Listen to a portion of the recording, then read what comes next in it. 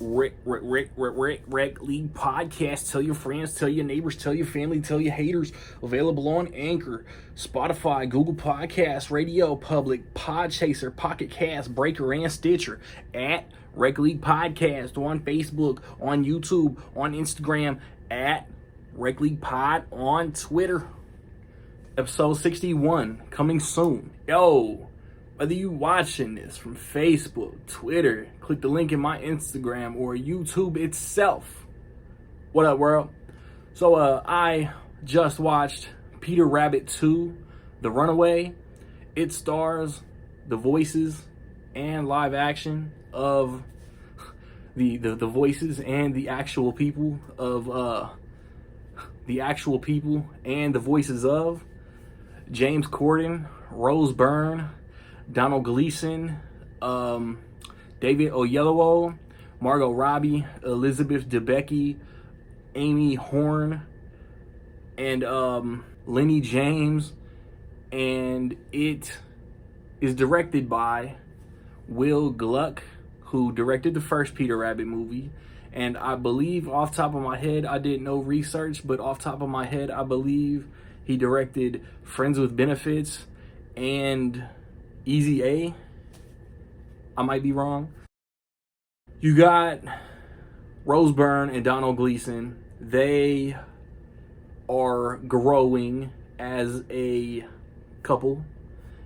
You got Peter, who is trying to come to terms with what the humans are doing, and the humans catch a little bit of success, which makes Peter feel misunderstood. And among him trying to find some independence, some stuff goes down and things have to be fixed. Mischief ensues. I won't lie, I wasn't too excited about this movie. Sony Animation was kind of like the production company behind the first one. And this is still a Sony movie, but Sony Animation Studios has nothing to do with this sequel, which I don't know the logic behind that. But, I saw the first one. I own the first one on physical. I wanted to see if it could be improved upon after not being crazy about the first movie. And I did like this one more. This one I feel like is leaps and bounds better than the first one. Maybe I was in a better mood. There wasn't very many loud kids in the theater, but I thought the writing was better. I thought the gags and the jokes hit better. There is one of the sisters has a very hilarious gag that they use a couple times. And off the top of my head, there was something else that almost floored me, and I don't know, I'd have to watch the movie again to remember what it was, because right now with the light on, I don't remember. But James Corden, I feel like, is still perfect casting as Peter. The London setting, the country hillside, and all of that. Donald Gleason, Rose Byrne are good as the humans. I liked the story. I liked the way that everything played out, man. This movie, the theme of this movie is really manipulation and just not being tricked by, what the possibility of what could be better or what sounds better at the time isn't always what's best for you. There's a theme in there that's pretty good. And, trickery and deception and this, I liked what was going on. It's not beat for beat the characters are still who they were in the first movie. A couple characters have grown. And there's a character that was antagonistic in the first movie who's not antagonistic in this one, who is actually the one that sees all the ill stuff that's going on and tries to better it before it gets way too out of hand. And they repeat some gags. That was my huge issue with the first one, that the humor was just way too elementary, I guess is the word, that it was aimed for kids, but it was aimed like for little kids.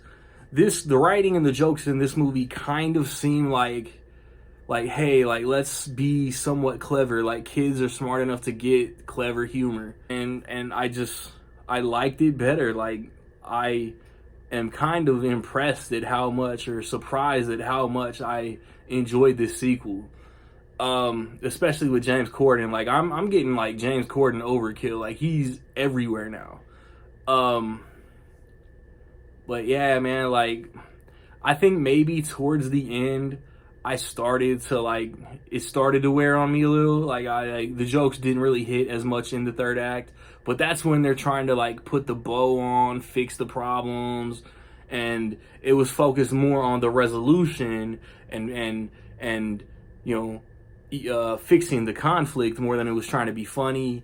So I give it a slight pass. So with all that being said, man, in my opinion, I will say that Peter Rabbit 2, The Runaway, even though the title card on the screen only said Peter Rabbit 2, Sony over the past few years markets these subtitles that they eventually, within like the next few months, end up just doing away with. So the Blu-ray could easily just say Peter Rabbit 2, and I would not be surprised.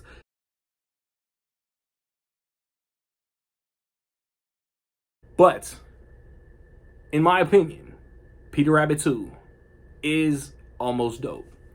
Have you seen Peter Rabbit 2? What you think about it, man? Positive, negative, somewhere in between? Let me know.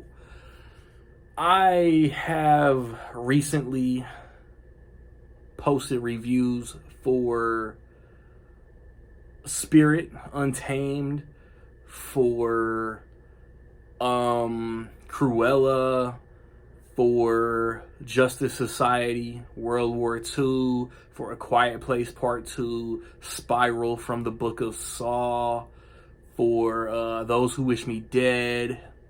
Check all those out, man, among whatever else I may have forgot to say. In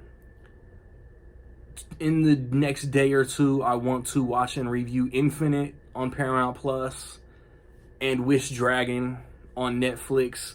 Next weekend, I want to watch and review Luca, the new Pixar movie, and Fatherhood with Kevin Hart. And then I think the week after that is F9. Not Fast and Furious 9. Not Fast 9. Not Furious 9. F9 or F9 if you've been watching the podcast. Speaking of the podcast, I'm going to do some stuff a little ass backwards over the next 2 episodes. The episode coming within the next few days, we're going to preview the third quarter of the year, July, August, September. And then in 2 weeks, we're going to do like a 2021 halfway mark, what our favorite movies have been of the year so far. So stay tuned for all of that, man. Like, subscribe, comment. Find me where you find me, man. Don't know where to find me. Watch these credits. Peace.